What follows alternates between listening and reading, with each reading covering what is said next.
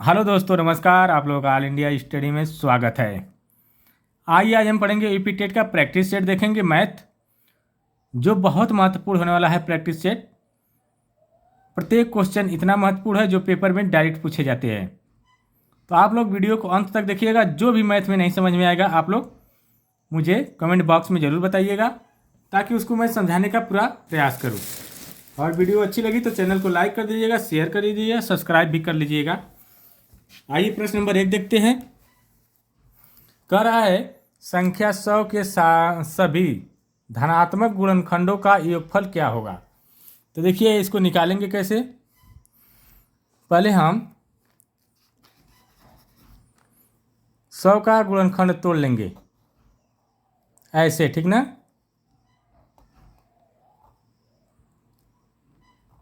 तो पहले 2 से काटेंगे तो ये 50 आ जाएगा। फिर 2 से काटेंगे तो ये 25 आ जाएगा। ठीक, अब किससे कटेगा? 5 से ना। 5 से काट रहे तो 5 25, फिर 5 से काटेंगे तो 1। ठीक, ये तो आ गया हमारा। तो इसको हम लिख सकते हैं 2 गुणे 5 गुणे 5, या ये भी लिख सकते हैं 2 घाते 2 ठो है ना, तो 2 गुणे 5 के घाटे 2 है तो 2। अब कह रहा है इसका सभी गुणनखंडों का योगफल निकालना है। तो आइए निकालते हैं। ये देखिए, ये जो है 2 घाते 2, तो इसका योगफल हम निकालेंगे तो क्या करेंगे? 2 है, 2 घाते 0 प्लस 2 घाते 1 प्लस 2 के घाते 2। यहाँ तक है, दो ही घात तक है तो 2 ही घात तक ये कर लेंगे। फिर ये कितना है? 5। 5 के घाते 0 प्लस 5 के घाते 1 प्लस 5 के घाते 2, ठीक ना। अब क्या करेंगे? किसी भी संख्या घाते अगर 0 होती है तो उसका मान क्या होता है? हमेशा 1 होता है। और 2 घाते 1 का मान 2 होगा। 2 घाते 2 का मान 2 गुणे 2 बराबर 4, तो ये 4 हो जाएगा। अब 5 के घाते 0 का मान क्या होगा? बताया हो कि कोई भी संख्या है अगर उसकी घात 0 है तो उसका मान हमेशा 1 होता है, चाहे वो 100 हो, चाहे 200 हो, चाहे कोई भी संख्या हो, ठीक ना। ये ध्यान रखना। तो इसका मान 1 हो जाएगा। ये हो जाएगा 5 के घाते 1 है तो 5, और 5 के घाते 2 है तो कितना हो जाएगा? 25, ठीक ना। अब ये जोड़ देंगे, 4 1 और 2 3 और 4 7, और ये जोड़ेंगे तो 5 1 6, और 6 और 25 31। अब इन दोनों का क्या करेंगे? गुणा कर देते हैं। गुणा करके बताइए कितना आएगा। तो 7 एकम 7, 7 तिरिके 21, कितना आ गया? 217। तो इसका सही जवाब क्या हो जाएगा? 217। ऑप्शन नंबर 1 करेक्ट हो जाएगा। ठीक, आया समझ में? एकदम बेसिक से बता रहा हूँ, एकदम बेसिक लेवल। अगला क्वेश्चन देखेंगे। तो देखिए प्रश्न नंबर 2 है, कह रहा है 15 लीटर के एक मिश्रण में 20% एल्कोहल है और शेष पानी है। यदि इसमें 3 लीटर पानी और मिला दिया जाए तो नए मिश्रण में एल्कोहल का प्रतिशत क्या होगा। ठीक, तो देखिए मान लीजिए 100 लीटर पर 100% पर मान लेंगे 100 लीटर है, 100% है, तो एमन से 20% क्या है? एल्कोहल है। ठीक, और कितना बचा? 80% ना। 80% क्या है? ये पानी और ये एल्कोहल। ठीक, अब क्या करेंगे हम लोग? कह रहा है कि कुल मिश्रण कितना है इन दोनों का? 15 लीटर। तो 15 लीटर का हम कितना निकालेंगे? 20%।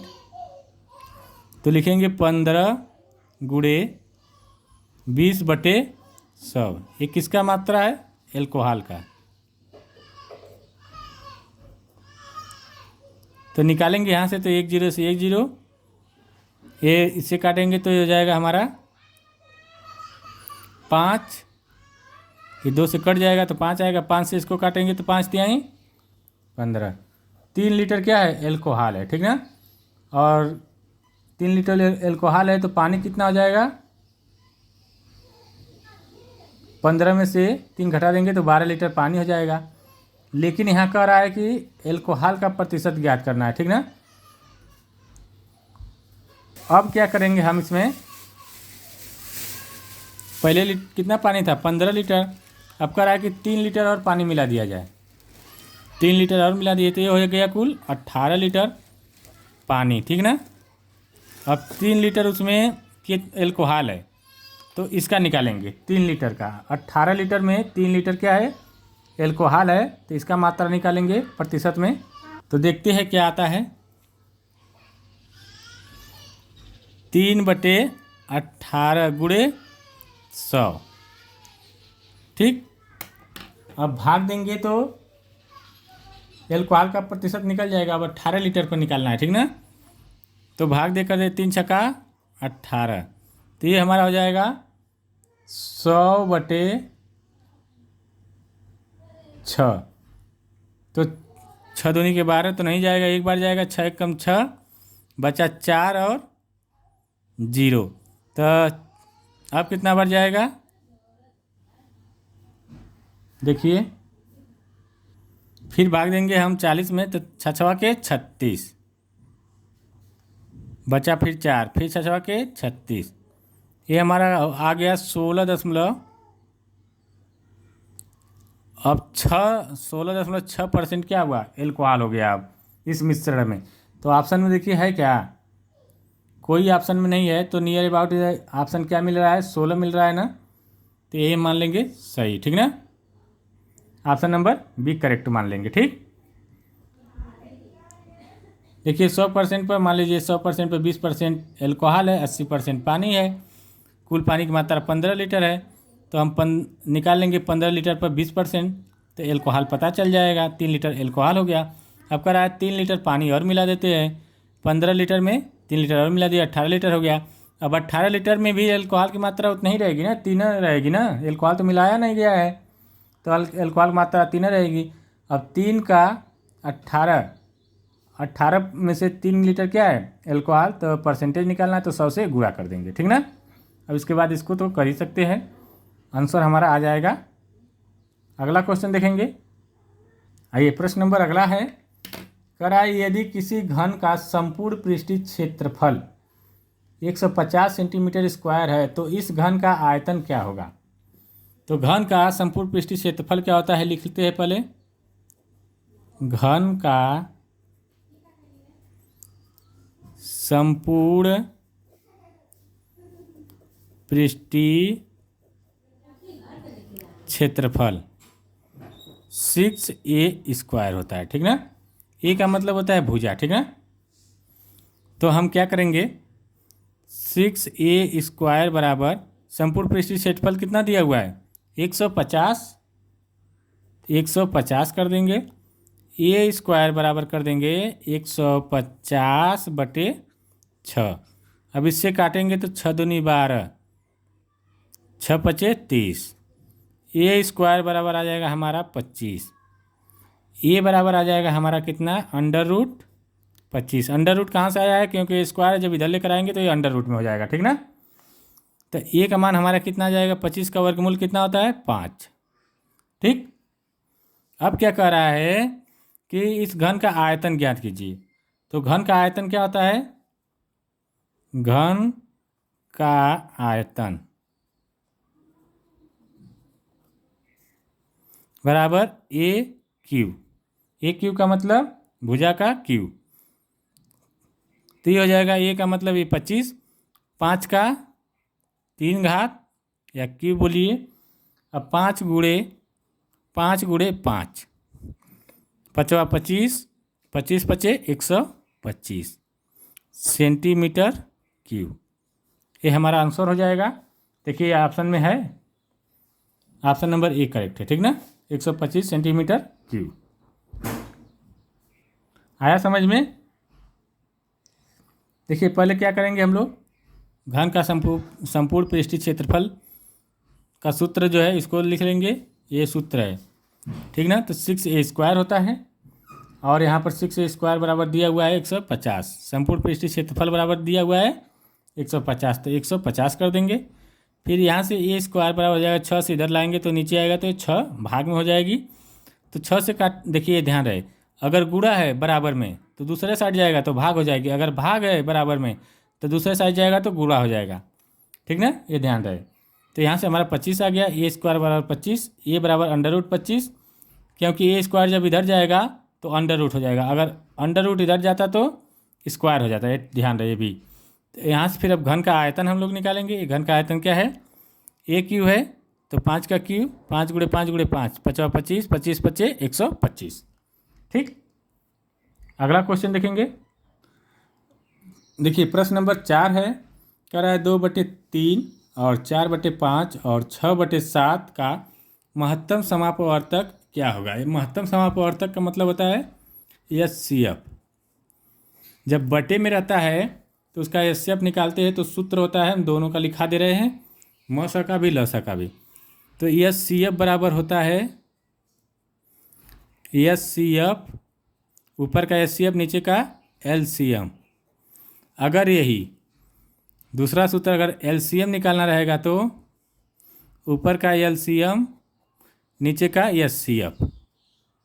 ये सूत्र और ये सूत्र याद रखिएगा, इसमें का 100% एक क्वेश्चन आता है हमेशा, ठीक ना। अगर भिन्न में रहेगा तो इसी तरह करेंगे, HCF पूछेगा तो HCF ऊपर रहेगा, LCM नीचे, LCM पूछेगा तो LCM ऊपर रहेगा, HCF नीचे, ठीक ना। तो ऐसे निकालेंगे तो 2 4 6 का HCF निकालेंगे, HCF 2 का निकालेंगे तो 2 ही होगा, 4 का निकालेंगे तो हम क्या हो जाएगा 2 × 2, खंड कर रहे हैं, 6 का करेंगे तो 2 × 3। ये HCF क्या होता है, जो सब में रहता है, देखिए ये वाला सब में है तो यही हमारा HCF हो जाएगा। और नीचे का LCM निकालेंगे, LCM ऐसे निकाल लेते हैं,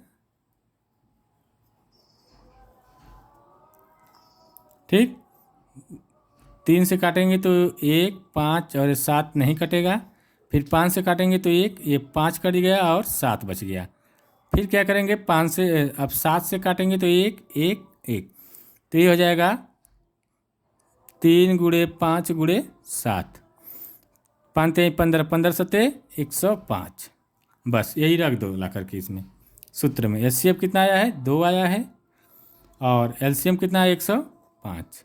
एक कटने वाली संख्या नहीं लग रही है ऊपर नीचे, ठीक। जब कटने वाली संख्या नहीं है तो इसका आंसर क्या हो जाएगा, ऑप्शन नंबर ए वाला करेक्ट हो जाएगा, ठीक। आइए प्रश्न नंबर अगला देख लेते हैं।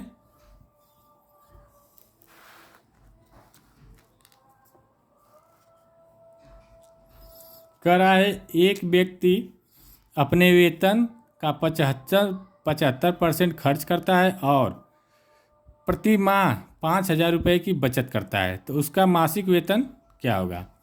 मान लीजिए 100% है, 100% पर 75% क्या कर रहा है, खर्च कर दे रहा है, खा पी के उड़ा दे रहा है, तो बचा कितना परसेंट, 25%।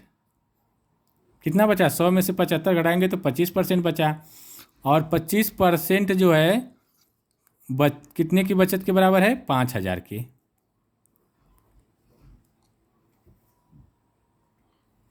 तो ये 5,000 के बराबर है, तो 1% जो हो जाएगा किसके बराबर हो जाएगा,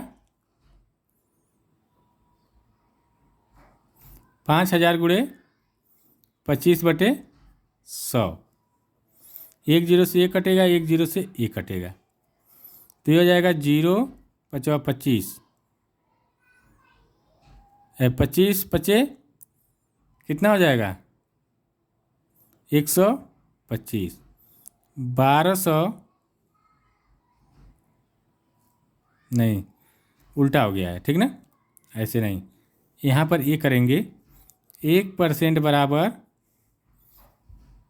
देखिए ठीक है, 1% निकालेंगे तो 5,000 × 100/25, ठीक ना। 25 चौक को 100, तो ये हमारा आ जाएगा 5000 गुणे 4। तो इसका जब गुणा करेंगे तो 000। अब 5 चौक को 20, मतलब 1% का मतलब है इतना आया, तो 100% इसी के बराबर होगा। यहाँ 1 हटा दीजिए क्योंकि 100 से गुणा कर दिए, ठीक ना। तो 1% का कोई आवश्यकता नहीं है, परसेंटेज तो ये चला आया है यहाँ पर, ठीक। तो ये हो जाएगा हमारा 20,000, आंसर हो जाएगा ऑप्शन नंबर ए। और देखिए दूसरी विधि कैसे लगाते हैं।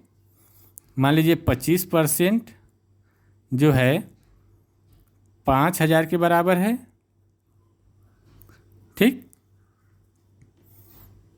तो मान लीजिए परसेंटेज को हम क्या लिख सकते हैं, 25/100 बराबर 5,000। अब ऐसे समझ लीजिए, अब यहाँ बराबर है तो ये जाएगा इधर और वाला नीचे, तो 1 बराबर हो जाएगा 5,000 गुणे 100/25, ठीक ना। तो ये हमारा हो जाएगा 25 चौक को 100, फिर वही आ जाएगा 1 बराबर 20,000, ठीक। ये हमारा आंसर हो जाएगा ऑप्शन नंबर ए। आए समझ में।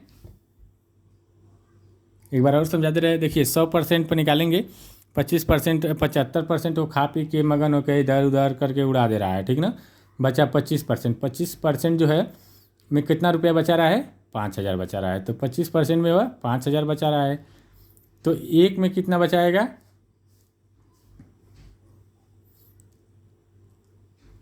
एक में कितना बचाएगा, कुल बचाएगा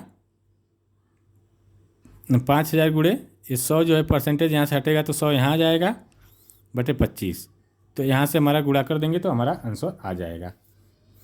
अगला क्वेश्चन देखेंगे, प्रश्न नंबर 6 है, कह रहा है 2 पूरक कोणों का अनुपात 2:3 है, तो छोटा कोण ज्ञात कीजिए। तो मानेंगे, माना पूरक कोण x है, तो एक दिया हुआ 2:3, तो एक को मान लेंगे हम 2x और एक को मान लेंगे 3x, ठीक ना। और संपूरक रहेगा तब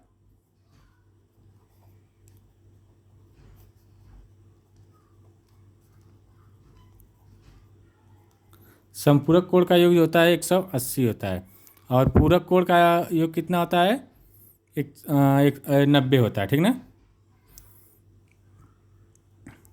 लिखेंगे पूरक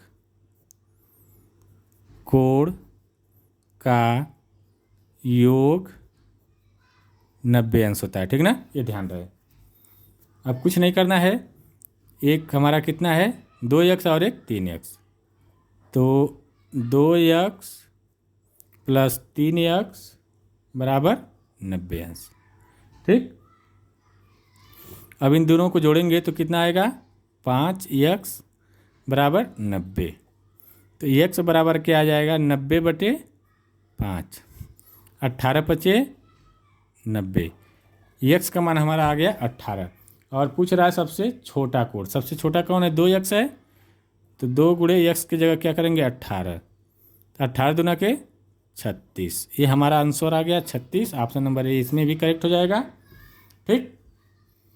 आया समझ में। आइए प्रश्न नंबर अगला देख लेते हैं। ये ध्यान रहे कि पूरक कोण जो होता है 90 अंश के बराबर होता है, 2 पूरक कोणों का योग 90 अंश, 2 संपूरक कोणों का योग 180 अंश होता है, ठीक ना। यही संपूरक का देता है तो हम क्या करते हैं, यहाँ पर 180 लिखते, ठीक ना। देखिए प्रश्न नंबर 7 है, कह रहा है √2 + √2 + √2 + अनंत डॉट डॉट अनंत तक का मान क्या होगा। तो देखिए जब ऐसे सवाल आते हैं ना, तो एक ट्रिक होता है एकदम आसान तरीके का, कि उसमें क्या किया जाएगा कि इसी का 2 भाग करेंगे, घटाने पर अंतर क्या होना चाहिए, 1 आना चाहिए, दोनों का अंतर, कोई 2 संख्या रखेंगे, मान लीजिए 2 गुणे 1, मान लीजिए अगर 2 रख लेते हैं तो ये 0 आ जा रहा है, ठीक ना, अंतर तो 1 आ नहीं रहा है, अगर 2 में से 1 घटाएंगे तो अंतर 1 आएगा। ऐसा रहेगा तो उसमें क्या करना है, ऐसा करना है कि अंतर 1 आए। मान लीजिए 4 रहता, 4 में से 3 घटाते तो उसका अंतर 1 आता, ठीक ना। ऐसे अगर 5 रहता तो 5 में से 4 घटाते उसका अंतर 1 आता है। यही चीज़ है फार्मूला। तो यहाँ पर जैसे हम लिख सकते हैं 2 गुणे 1 बराबर 2, इसमें कोई परिवर्तन नहीं हो रहा है, और इसी का अंतर निकालेंगे तो 1 आएगा। और पूछ रहा है मान, अगर पॉजिटिव है तो बड़ी वाली संख्या होगी, अगर निगेटिव रहेगा तो छोटी वाली संख्या। जैसे मान लीजिए यहाँ पर माइनस माइनस लगा रहता तो निगेटिव वाली रहती, तो यहाँ पर जो पॉजिटिव क्या है 2 है, तो बड़ी संख्या 2 है, तो 2 हमारे यहाँ पर क्या हो जाएगा, इसका आंसर हो जाएगा। अगर यही सवाल इस तरह रहता 2 माइनस कड़ी में 2 माइनस कड़ी में 2 माइनस कड़ी में 2, ठीक ना, ऐसे रहता तो इसका मान क्या आता 2 माइनस 1, अंतर 1 आएगा। तो यहाँ पर क्या हो जाता है, हमारा छोटी संख्या ही आंसर हो जाता, तब 1 आंसर हमारा आता, ठीक ना, ये ध्यान रहे। ऐसे वाले सवाल में योग में जो रिपीट होते हैं बार बार, एक ही संख्या प्लस में होती है तो उसका जो अंतर होगा वही उसका सही हो जाएगा, अर्थात जो संख्या है वही लगभग सही मानी जाएगी। यहाँ पर जैसे रहता तो यहाँ पर 4 आंसर सही माना जाता, ठीक ना। अगला क्वेश्चन देखेंगे, प्रश्न नंबर 8 है। कह रहा है एक वृत्त के व्यास में 100% की वृद्धि करने पर उसके क्षेत्रफल में कितना प्रतिशत की वृद्धि होगी। इस प्रकार का जब सवाल आता है तो आप लोगों का एक सूत्र होता है सबसे आसान, x प्लस वाई बटे 100। इस प्रकार के सूत्र में ये वाला फार्मूला अपना लेना, एकदम आसान तरीका हो जाएगा, ठीक ना। क्योंकि वृद्धि हो रही है 100% की, तो 100% पहले से था, 100% की फिर वृद्धि हो रही है, तो x को भी मान लेंगे, x बराबर भी 100 मान लेंगे, और y पर का भी मान लेंगे 100, ठीक ना। तो बस इसी पर रख देंगे 100 प्लस 100 गुणे 100 बटे 100। यहाँ से 100 से कट जाएगा तो यहाँ पर 100 प्लस 100 प्लस ये वाला 100, कुल कितना हो गया 300। हमारा आंसर आ गया 300, ठीक ना। इस प्रकार के सवाल को वृत्त का ऐसे वृद्धि वाली आए तो यही वाला सूत्र लगाना, ठीक ना। अगर कमी रहती तो यहाँ पर माइनस लगा देते हैं, यहाँ माइनस, ठीक ना, ये ध्यान रहे। प्रश्न नंबर अगला देखेंगे, कह रहा है प्रश्न नंबर अगला है, कह रहा है प्रथम 10 सम प्राकृतिक संख्याओं का औसत क्या होगा। तो ये प्रथम 10 सम प्राकृतिक संख्याओं का औसत पूछ रहा है, तो एक सूत्र होता है सम प्रथम सम प्राकृतिक संख्या का औसत बराबर n प्लस 1 होता है, ठीक ना। जितनी संख्या रहेगी वही प्रथम n भी लिख सकते हैं, n सम प्राकृतिक संख्याओं का औसत। तो यहाँ n क्या है 10 है, तो 10 करेंगे प्लस 1 बराबर क्या हो जाएगा 11। तो हमारा सही आंसर क्या आ जाएगा, ऑप्शन नंबर बी हो जाएगा, ठीक ना। और दूसरे तरीके से लगाकर दिखाते हैं, सम संख्या 2 है, 4 है, जोड़ते चलिए 6 है और 8 है, प्लस 10 है, प्लस 12 है, प्लस 14 है, प्लस 16, प्लस 18, प्लस 20। देखिए 10 हुआ, 1 2 3 4 5 6 7 8 9 10, पूरे 1/10 संख्या है तो 10 कर देंगे, ठीक ना। 7 4 10 और 8 2 10, 20 हो गया, 20 10 30, 30 और 30 और 30 60, 60 और 30 90, 90 और 20 110, तो 110 आएगा बटे 10। यहाँ से 10 एक कट जाएगा, कितना बचेगा 11। इस तरह भी आंसर आ गया हमारा। तो पेपर में इतना समय नहीं रहता है कि इतना सूत्र याद है तो इसी पर रख दीजिए, जब सूत्र नहीं याद है तब यह प्रक्रिया अपनाइएगा, ठीक ना। देखिए प्रश्न नंबर 10 आ गया। कह रहा है संख्या 4321 में 3 के स्थानीय मान और 2 के जाति मान का गुणनफल क्या होगा। स्थानीय मान जो होता है निकाल लिया जाता है जितने अंक पर होता है, जैसे 4 3 2 1 है, तो इस तरह अगर हम निकाल के दिखा देते हैं आप लोग को, तो 2 गुणे इकाई पर 1 अंक तो 2 हो जाएगा, 3 गुणे दहाई पर 10, सॉरी ये 2 है ना, सॉरी ये 1 है ना, तो 1 का इकाई का अंक 1 होता है तो 1 होगा, ठीक ना। 2 है तो 2 का हो जाएगा 20, 3 है तो 3 का सैकड़ा पर है तो 3, ये 300 हो जाएगा। ये 4 है तो 4 पर 1000 पर आ जाएगा तो 4000, ठीक ना। तो हमें कह रहा है कि 3 का स्थानीय मान क्या है 300, और कह रहा है 2 का जाति मान। इसमें तो जाति मान वही होता है, जो संख्या रहेगी वही जाति मान है, ठीक ना। क्या इसका गुणनफल पूछ रहा है, तो जाति मान वही होता है, 2 है तो 2, चाहे वो कहीं भी रहे। अगर 4 रहता है तो 4 ही रहता है यहाँ पर, ठीक ना। 3 रहता है तो 3 ही रहता, ठीक ना। जाति मान वही उतर जाता है, तो इसका गुणा करेंगे तो क्या हो जाएगा 3 दूना के 600। तो इसका सही answer option number A correct हो जाएगा। अगला क्वेश्चन देखेंगे। आइए प्रश्न नंबर 11 देखते हैं। कराइए यदि किसी भिन्न के अंश को 2 गुना कर दिया जाए और हर को 3 गुना कर दिया जाए तो प्राप्त भिन्न 2/5 होती है, तो मूल भिन्न क्या होगी। तो लिखेंगे माना भिन्न क्या है, x/y मान लो। अब इसी में कह रहा है कि अंश को 2 गुना, तो 2x और y को कितना करा है, हर को 3 गुना तो 3y, और जो कितना हो जा रही है भिन्न 2/5 हो जा रही है, सॉरी 2/5 हो जा रही है, ठीक ना। अब क्या करेंगे, ये वाला 3 इधर गुणा कर देंगे और 2 वाला इधर, तो ये x बचेगा और y, तो ये जब 3 ऊपर जाएगा तो 2 गुणे 3, और ये इधर आएगा तो 5 गुणे 2, तो 2 से 2 कट जाएगा, बचेगा क्या 3/5। तो इसका सही आंसर क्या आ जाएगा 3/5, ऑप्शन नंबर 1 करेक्ट हो जाएगा, ठीक ना। अगला क्वेश्चन देखते हैं।